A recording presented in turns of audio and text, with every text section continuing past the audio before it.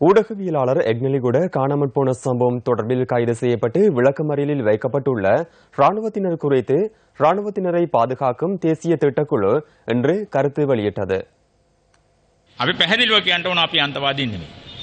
நாங்கள் இனவாதிகள் அல்ல, சமூகத்துடன் ஒன்றிணைந்து செயற்படுவர்கள் என்பதனை தெளிவாக கூறிக்கொள்ள விரும்புகின்றேன்.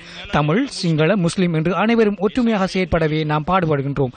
இந்த நாட்டில் உள்ள அனைவருக்கும் தேசப்பற்றி உள்ளது.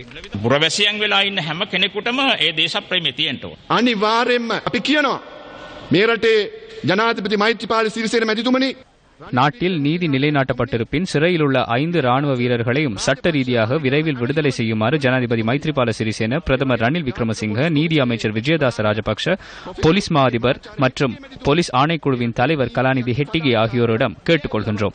நாம் அனைவரும் தமிழ், சிங்கள, முஸ்லிம், மலே என்ற பேதம் இல்லாமல் சமாதானமாக வாழ்வதற்கு ராணுவத்தினர் தமது உயிரை தியாகம் செய்தனர். உளவு நடவடிக்கைகளில் ஈடுபட்ட புலனாய்வு பிரிவினர் தொடர்ந்தும் சிறைவாசம் அனுபவிப்பதற்கு நாம் இடமளிக்க மாட்டோம். මේ අජිත් ප්‍රසන්නලා මේ මහා සංඝරත්නය අපි ඉඩ තියන්නේ නැහැ.